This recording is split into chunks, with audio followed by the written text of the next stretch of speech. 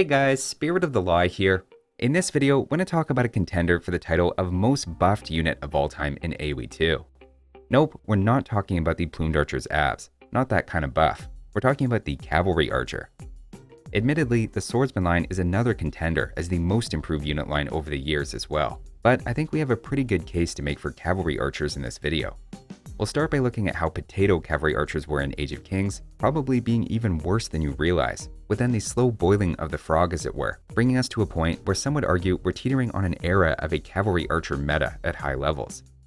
We'll begin our journey back in September 1999, where after getting home from watching The Matrix in theaters, you could fire up your XPS R400 and make a terrible unit called Cavalry Archers in a very hot game at the time called Age of Empires 2 Age of Kings.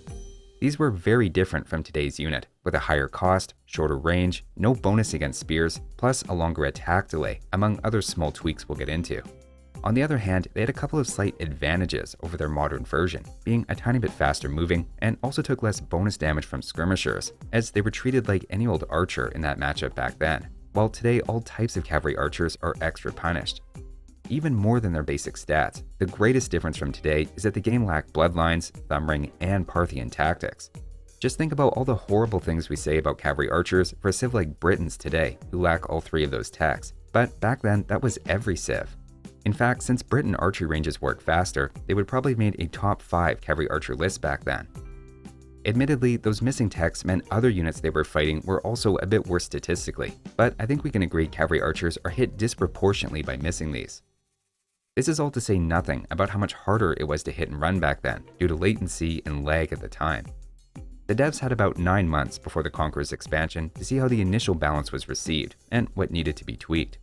It was clear cavalry archers ended up being too weak initially, maybe partly out of the developers' hesitation and knowing how good horse and chariot archers had been in AoE1 and trying to avoid something similar happening. In AoE1, chariot archers are trash units, costing only food and wood, so they frequently dominated the late game. And in reaction to that, cavalry archers in AoE2 were probably destined to have a high gold cost. The lead designer on the Conquerors Expansion, Sandy Peterson, has spoken on that topic, saying they were wary about cavalry archers initially because of the dangerous potential of combining speed with range, but noted just after release he felt cavalry archers didn't seem to have fulfilled their promise, so they needed buffs. Elsewhere, he notes they were intended as one of the big things to keep infantry supremacy in line, as they internally thought infantry was at risk of dominating the game. That ended up being an accurate prediction, just 25 years too early. What they did in Age of Conquerors will at first shock you after all this setup turns out to be misdirection, in that they nerfed cavalry archers at first by slightly lowering their speed, probably to make them slower than camels, while also giving skirmishers an extra bonus. That bonus would eventually go on to affect many other units, including now conquistadors as well. Everything else in Conquerors for cavalry archers though probably felt like Christmas morning for players who wanted to use them, as this is when cavalry archers gained a bonus against spearmen as well as +1 range to bring them up to 4, albeit still 1 range behind crossbows in Castle Age.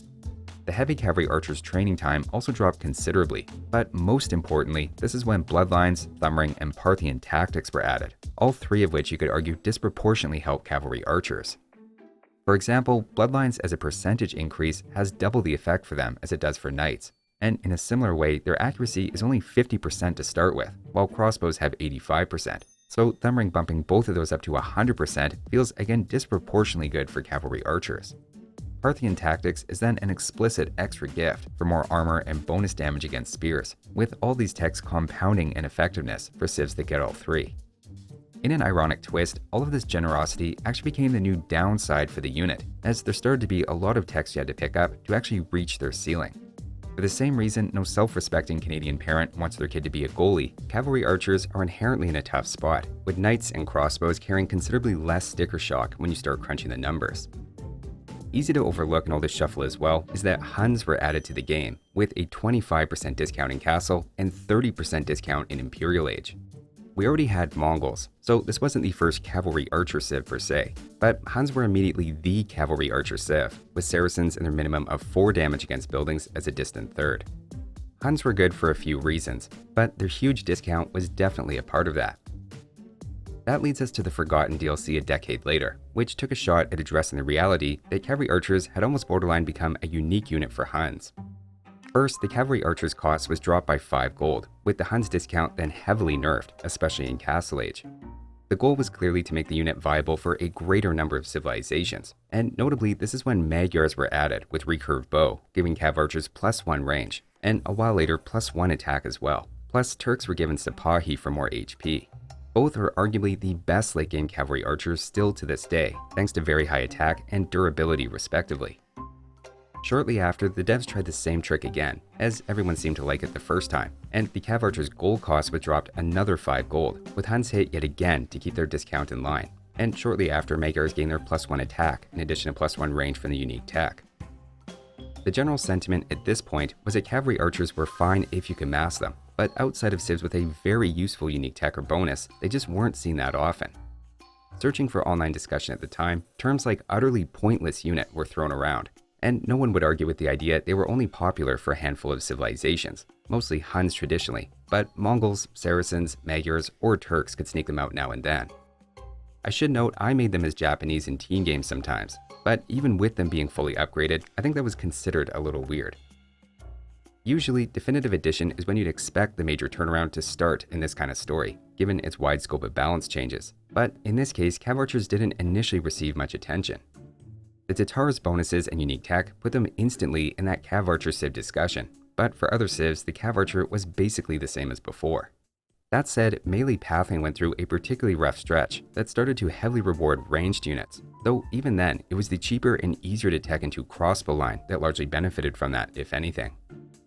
A year later though, the devs made a small tweak that in retrospect kickstarted some momentum for cavalry archer play by reducing their attack delay by 10%, making them feel more responsive to micro. Coincidentally, that same month, and arguably just as important, the pro player Doubt used Indian and Korean cavalry archers in the finals of a major tournament, and where some variant of a mobile range unit carried every one of his victories in the finals, which he ultimately won. Just subjectively, it felt like everyone started to talk about cavalry archers in my comments and on the official forum a lot more all of a sudden at that time, whether you want to point to that specific tournament or not. Maybe it shocked everyone into taking the unit more seriously, or it may have just been indicative of where the wind was already blowing. With that momentum already though, the next big step toward more cavalry archer play came in 2022, not as a direct change, but in a tweak to archers. Both crossbow and especially arbalester upgrades became more expensive, which wasn't one of those things that made you immediately think of cavalry archers at the time, but started to close the gap on the difference between the two units' upfront cost, which had long been the most obvious deterrent to making them. Shortly after, Parthian Tactics then shifted some of its anti-spear bonus damage over to the heavy cavalry archer upgrade, which left top-tier fully upgraded cavalry archers unchanged, but was nice for 17 other civilizations with heavy cav archer but who lacked Parthian Tactics, as that tech became a bit less important. The Wei are in fact the only civ, even today, that have Parthian Tactics but no heavy cavalry archer, though it's just one weird case where it doesn't actually end up being a negative. Making the heavy cavalry archer upgrade then even better around this time was their accuracy was increased from 50% to 80%, which didn't help in Castle Age as regular cavalry archers still had 50% accuracy, but in the late game muted the detrimental effect for a civilization lacking thumb ring. These two changes in particular showed the sneaky way the devs were trying to help cavalry archers by essentially toning down the punishment of tech tree gaps like Parthian Tactics and thumb ring, quietly making the unit viable for a greater number of civilizations, but without also making the top-tier cavalry archer civ stronger.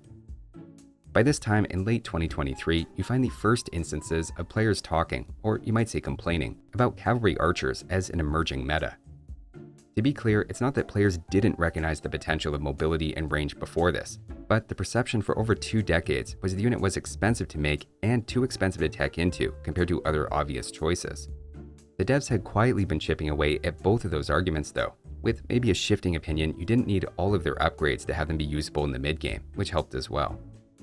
The last few years have then seen some miscellaneous civilization-related buffs, most notably Japanese, to the point the devs maybe went a little bit too far, and recently raised the creation time for cavalry archers by 3 seconds across the board. For those keeping track at home, that was the first explicit nerf to the unit since the Conquerors Expansion, giving skirmishers a bonus against them. When you really lay it out though, finally getting a nerf isn't that surprising, as they both directly and indirectly improved a lot over the years. A recent discussion I found suggests that cavalry archers have always been good, and it's less from balance tweaks and more that people are just waking up to that. But for me, the main takeaway from all of this is that cavalry archers are not as good as they've always been, and have in fact been greatly improved, perhaps without the attention and fanfare of these swordsman lines changes. Everyone's always intuitively known the potential of a unit combining mobility with range, from even before release, which is quite literally as far back as we can go. And between direct buffs, nerfs to their direct competition in the archer line, reduced lag, and a shuffling of the emphasis on certain ancillary techs in favor of the more common heavy cavalry archer upgrade, a lot of overt and hidden factors have conspired to make the unit better than ever before. From that, it's not surprising its transition from essentially a Huns-only borderline unique unit to a staple of the modern game, particularly at high levels. There's no question, despite some atrophied legs and the lack of a plumed archer 6-pack, this is a very buffed unit. So that was our Parthian shot retrospective looking back at the evolution of AoE2's cavalry archer. Big thanks to Samantha, James, Woodruff, Jared2142, Shawarma Rider, Sidon Shaw, and everyone else on Patreon for their amazing support. Thanks for watching, and I'll see you next time.